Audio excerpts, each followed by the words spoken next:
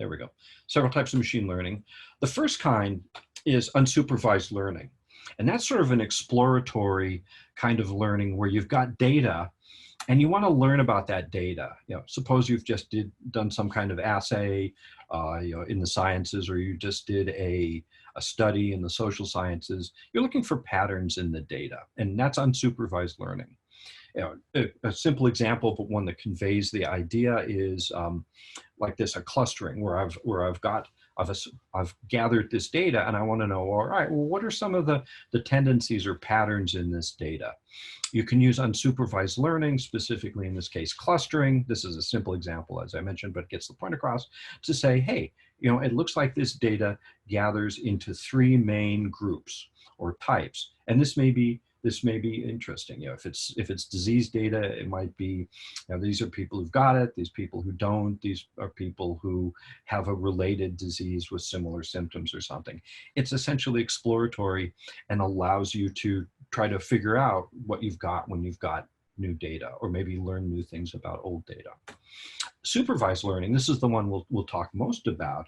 In supervised learning, you've got your data and you want to use this data to train a system to either make what's called a categorical classification, going back to our earlier example, you know, is there a car here? Or is there not a car here? Is there a bicycle here? Is there not a bicycle here?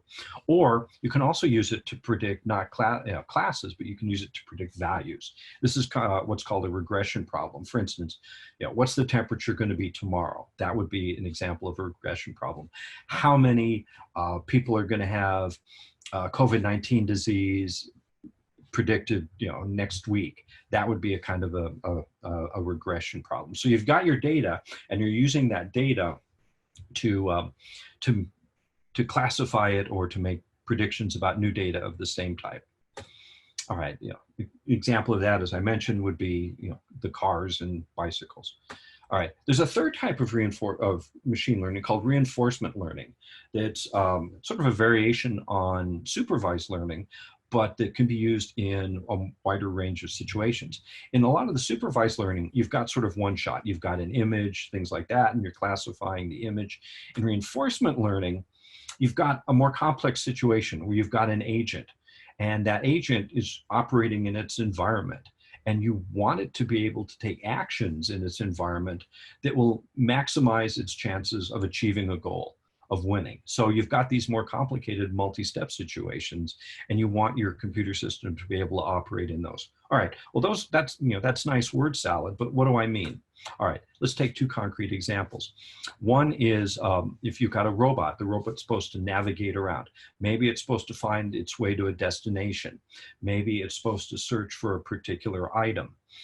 Now, in these situations, you know, the robot takes actions. It moves, it uses its sensors, things like that. But it doesn't know whether or not it's succeeded, whether it's found its desired location or it's found the thing it was searching for until the end of its task. So it's not a question of immediately you turn left and you go, yes, you won.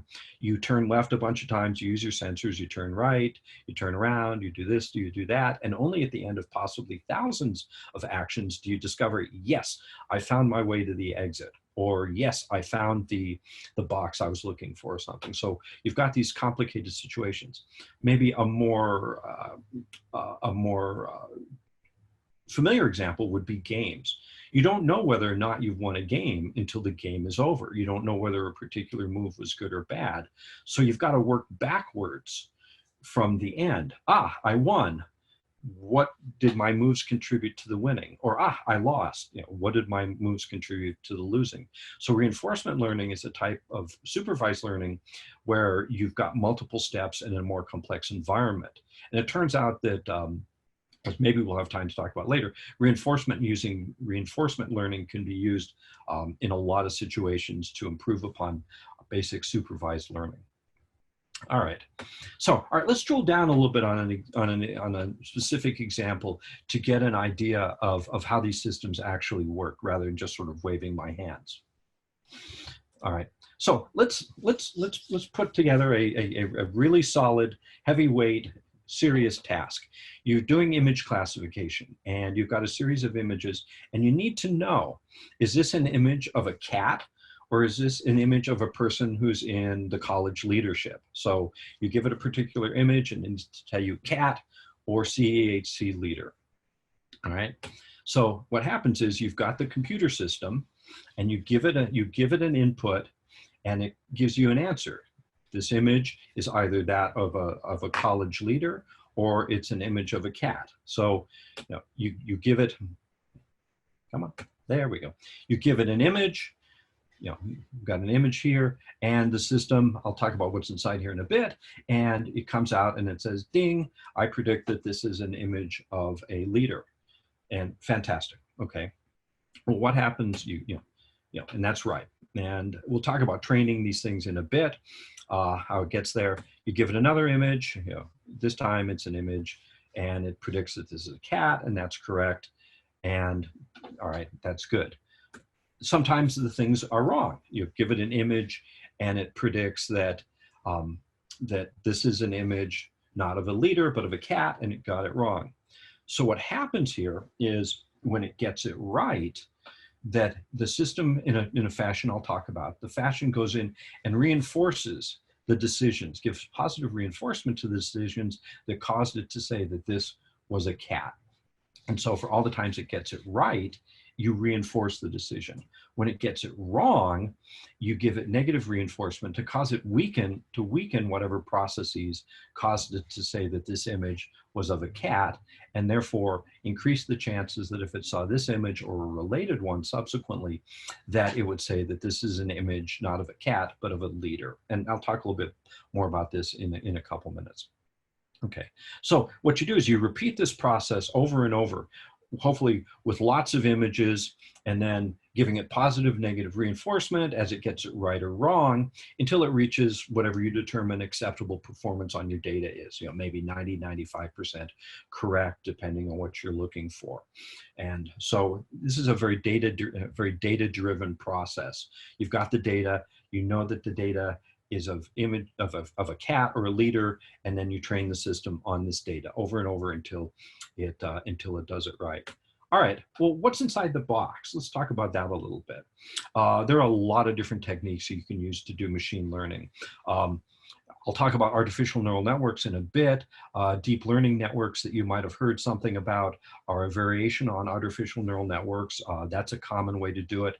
Some other ways that are used in this kind of research are SVMs, logistic regression, decision trees, various Bayesian techniques, and lots more. There are many different ways to do supervised learning.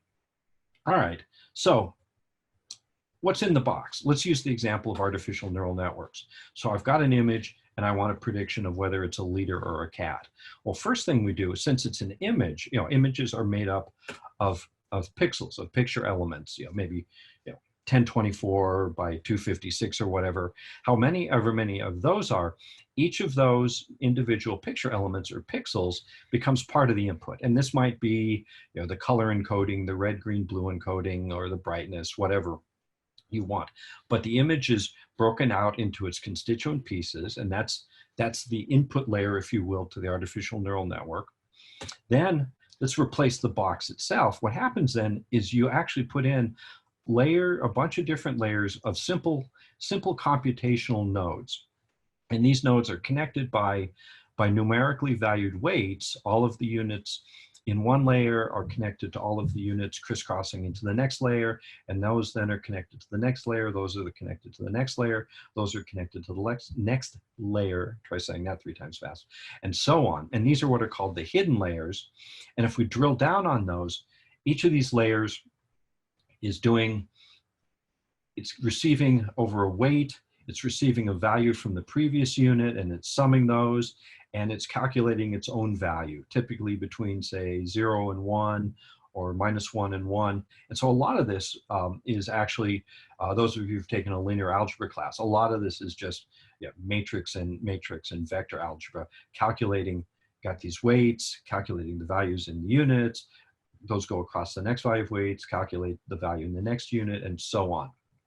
Okay, and then lastly, at the output, you've got a final unit in this case, and this is our cat or leader predictor unit. If the final value, as you feed this input in through the hidden layers to the output, if this value calculated here is closer to 1, you say, all right, this is a leader. If it's closer to 0, this value, you say, all right, we got a cat here. Okay, so this is essentially the structure of a lot of artificial neural networks. Well, how does this work? So as I mentioned, I put in an image and you've got the values for the image as your input. You feed those forward through the weights, calculate the values in one layer, feed them across the weights and calculate the values in the next layer. Same thing, same thing, same thing, until finally you get the value calculated for our last output unit that tells us that the prediction is this a leader or is this a cat? So, all right, well, how do we do the learning? The learning goes in reverse. Remember, this data is that you're training it on is all labeled, excuse me. And so what happens is if it gets it right, you change the weights, showing abstracted away here in the gray, you change the weights that it got it right to increase the values of those weights to reinforce the fact that it got it right. If it got it wrong, you decrease the values of those weights to give it negative feedback that it got it wrong and hopefully make the other choice next time. So these weights start out randomly, and then over time, you feed these things to it time and time again, slowly evolving, slowly changing the weights until it gets better and better and better at its performance, until hopefully, if you're lucky, it achieves the desired value of 95% or whatever accuracy that you want. So essentially, this is how it works. You feed it input, it calculates an output, and you're training it. And then you either increase the rates because it got it right, or decrease the rates because it got it wrong. And then you just repeat over time, and the weights evolve to be closer to the values that you want. All right. As we've seen, this is actually very. Actually, I'm going to go to the next slide. Very much data-driven. You need the images. You need the labeled images. So data is a very critical issue with supervised learning. You need data. You actually need lots of data. It turns out with all of these parameters in here, all of these weights and all these units, these things are actually very powerful computing machines, believe it or not. And it turns out that unless you've got a lot of data in there, the machines actually take the lazy route and memorize the data. It memorizes each of the cat images, it memorizes each of the person images, and rather than what are the general features that distinguish a cat from a CEHC leader person, it just gets lazy and memorizes it. So you need a large enough amount of data that it's forced to give up the memorization strategy and try to learn how the problem is done in general. So that way, then if you give it a new image of a cat or a new image of a CEHC person, it gets it right and then doesn't flounder because it's not one of the ones it memorized. You need good quality data. The data has to be correct. It needs to reflect all of the different kinds of cats, all of the different kinds of people, or going back to our other images, cars, things like that. If you're going to train something on a task, you've got to make sure that you've got good quality data and that it's correctly labeled. In general, one of the issues we've been seeing the past couple of years with supervised learning have been variously called generality or representation or bias. It turns out that when you're picking your data for this, you need to make sure that it is representative. It turns out if you're using people, if you're trying to do facial recognition, things like that, you need gesture recognition, emotion recognition. You need to have a variety of different kinds of people in your data set, young, old, male, female, from different racial and ethnic groups. Otherwise, you accidentally build in bias into this kinds of thing. And you can get similar effects. What if the only cars you get are shiny cars because you did all your data gathering on a sunny day? You've got to be very careful for either technical or social bias that your data is actually representative of the entire task that you're looking at and not just accidentally an artifact of the people who you had around to take pictures of, the cars that were around the day you did the video gathering, that kind of thing. Okay, data also has some other issues. Data can be a very valuable commodity, and there are issues associated with that. Privacy, proprietary interests, a lot of firms that have gathered data don't want to just give it up, so you've got to take those things into account as well. One of the big things with supervised learning, as I mentioned, you need lots of data and it needs to be labeled correctly. You've got to establish ground truth. Each of these things needs to be labeled. You've got to know, is this a car? Is this a bicycle? And someone's got to go in and label it. And similar for the biological science applications, this can turn out to be literally thousands, tens of thousands of data points for a particular machine learning study you're doing. So labeling can be tedious, and in some cases can be the hardest part of the task at hand. So, and then to make sure that you know, have I got a quality product here, you actually need to be careful of how you handle your data. You don't just train it on all your data and say, I hit 95% accuracy, life is good. You need to actually hold some of your data back. Maybe train it, say, on half of your data. And then after it's trained on half of the data, use another quarter of your data to establish, all right, is it trained? Is it as good as it's going to get? And then maybe train it some more to see, am I optimally trained? And then on a third set of data, maybe another quarter of your data, that is not at all seen. After you're done training it, after you think it's good, show it this other third of your data, or this other fraction of your data, maybe a quarter, whatever, and say, all right, this data you have not yet seen at all, how well does it work on that? And that then is more the gold standard test. After you've completely trained it, show it some novel data, and that will then tell you, all right, do I have something that actually does the kind of classification or prediction that I think it's doing? So, all right, so these systems are conceptually maybe kind of simple, but there's some issues involved with it. Let me move on to some actual examples. It turns out, just from the basis of today's discussion, we've got the ability to do some analyses. Something that's come up a lot recently has been a supposed COVID-19 detector. You show it at X-rays, radiographs of people, and it predicts, is there COVID-19? This got a lot of publicity a couple of weeks ago, a lot of press. Well, it turns out we now know enough to go in and assess how good is this thing. And it turns out, if you look at it, this was actually promoted from a LinkedIn posting and some software and related things that were actually posted on GitHub, a software repository.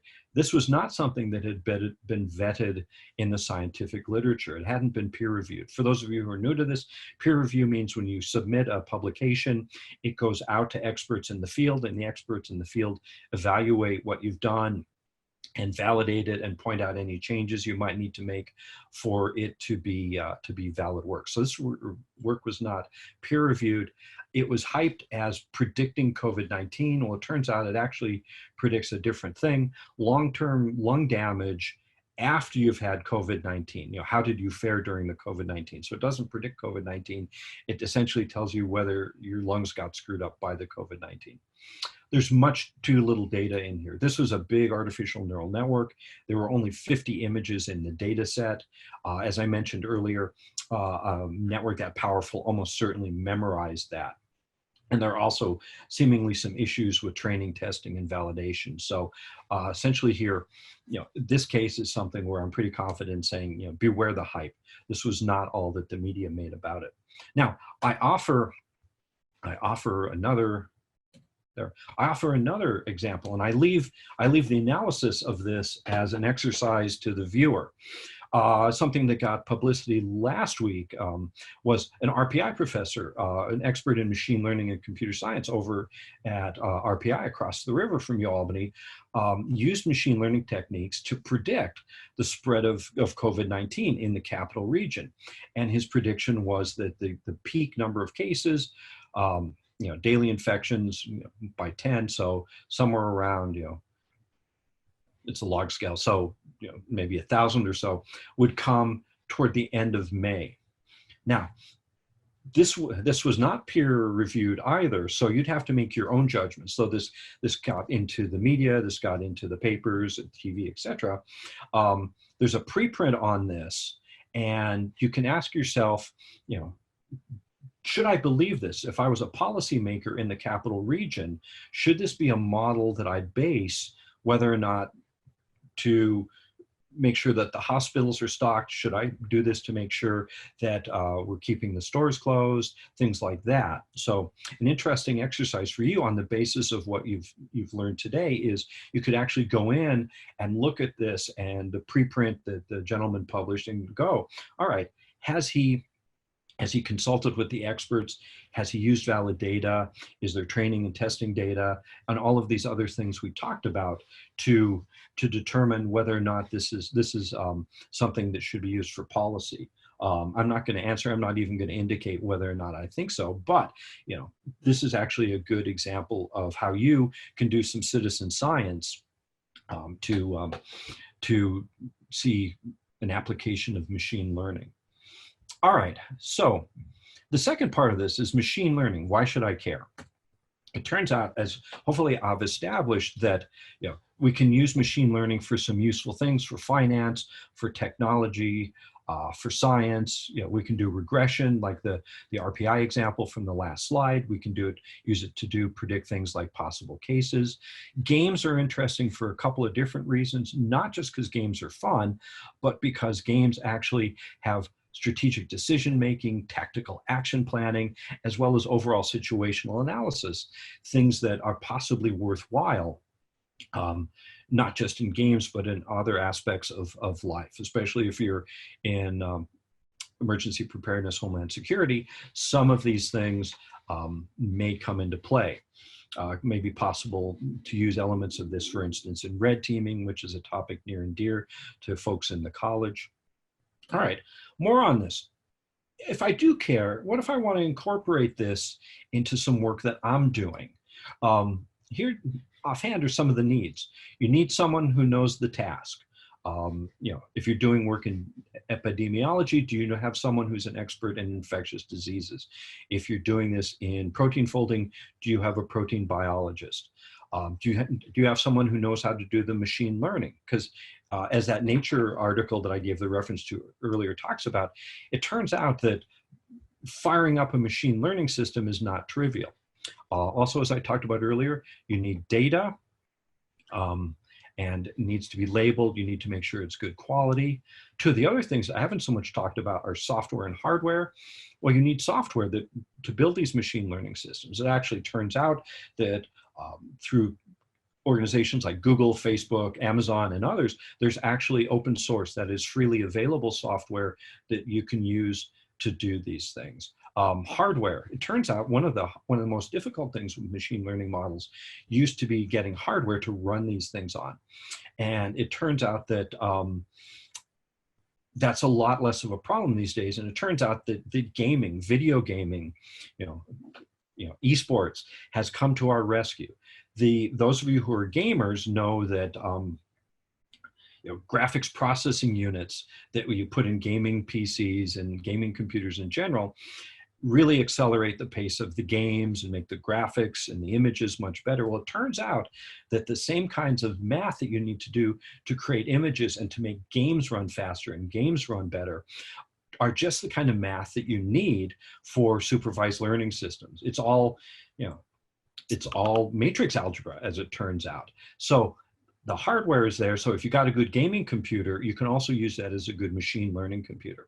And also the cloud, Amazon Web Server, AWS, you know, Microsoft Azure, the Google Cloud, things like that, allow it so that if you need to build a machine learning model, you can actually go in and rent the processing power that you need and not have to go in and buy tens or hundreds of thousands of dollars of hardware that you don't really need all that often. So, all right. So I think I've come to a good stopping point here. I've laid out some basics of machine learning. I've laid out some of the issues, some of the opportunities. You know, hopefully the takeaways you got from this, or at least my hopes were, that you now have a better idea of what machine learning is, a better idea of why you might be seeing references to it in the media and maybe in your fields of study, and maybe an idea of how it might be worthwhile and applicable to a problem of interest to you. So I thank you for your attention. I thank you for not Zoom bombing me. And thank you to Matt for keeping people from Zoom bombing me. And now I'll take a look and see. Looks like we've got some stuff that piled into the Q&A. You got any questions? If you're interested, the QR code here is actually a QR code to a version of these slides that I made available, and you're welcome to take a look at that. Thank you for attending. I hope you found this worth your while, and be well and be safe. Take care.